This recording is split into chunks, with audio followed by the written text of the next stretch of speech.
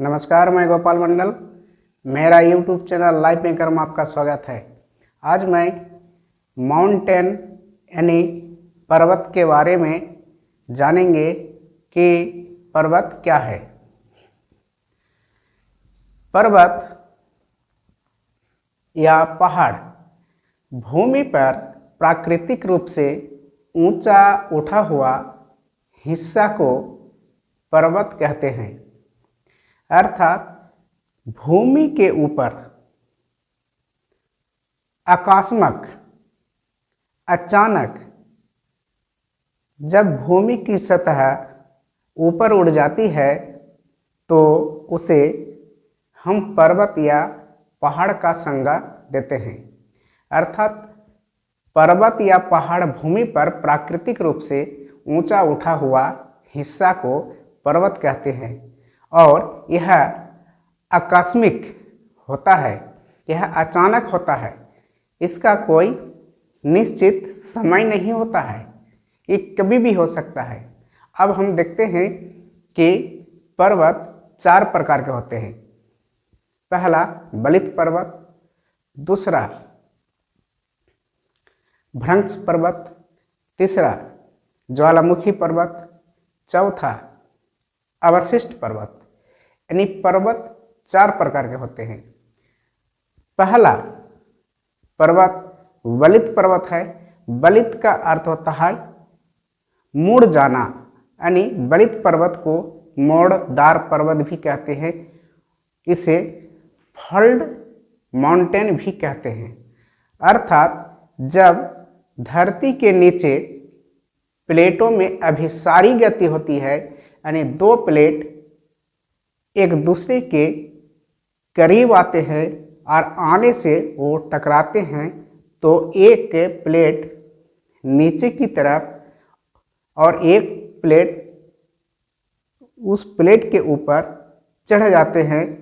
यानी वह प्लेट जो आती है एक दूसरे के नज़दीक, तो एक प्लेट नीचे की ओर वह फोल्ड हो जाते हैं और यह ऊपर वाले पर प्लेट जो है ये इस तरह ऊपर उड़ जाते हैं।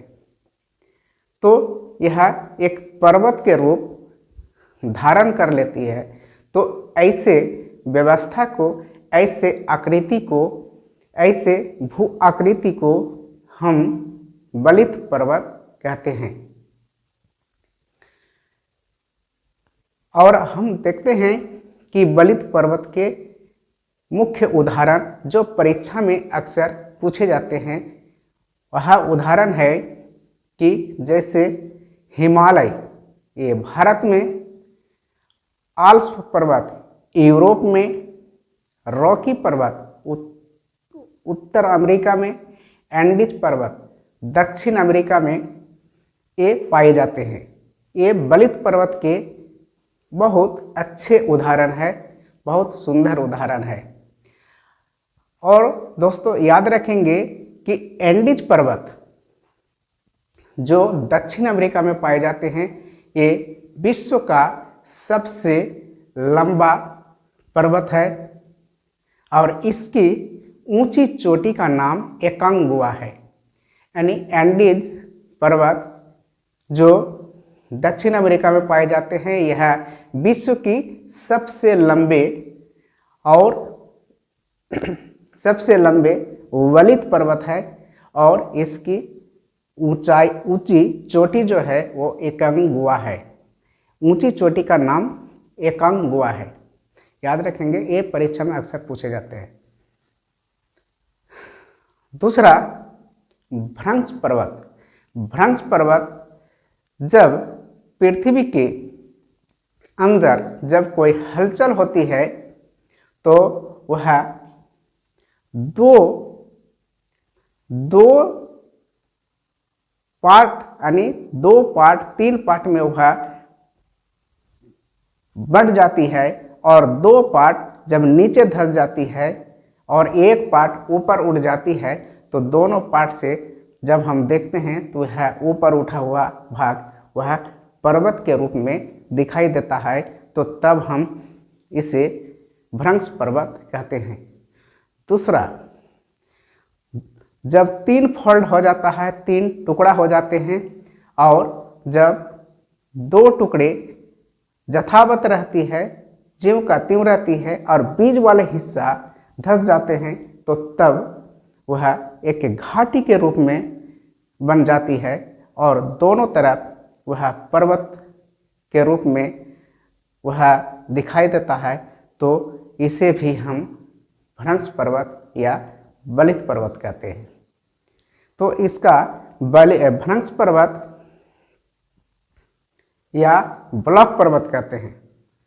भ्रंश यानी जब भ्रंश पड़ जाते हैं, जब उसमें टुकड़े हो जाते हैं, 2 टुकड़ा नीचे, 1 टुकड़ा ऊपर, या एक टुकड़ा नीचे या 2 टुकड़ा ऊपर जब होते हैं, फिर भी वह पर्वत के रूप धारण कर लेते हैं, तो ऐसे पर्वत को हम भ्रंश पर्वत कहते हैं या ब्लॉक माउंटेन कहते हैं। इसका उदाहरण है ब्लॉक फॉरेस्ट जो जर्मनी में पाए जाते हैं, बास्चेज फ्रांस में पाए जाते हैं, सॉल्ट रेंज या पाकिस्तान में पाए जाते हैं। यह भ्रंश पर्वत के बहुत अच्छे उदाहरण है।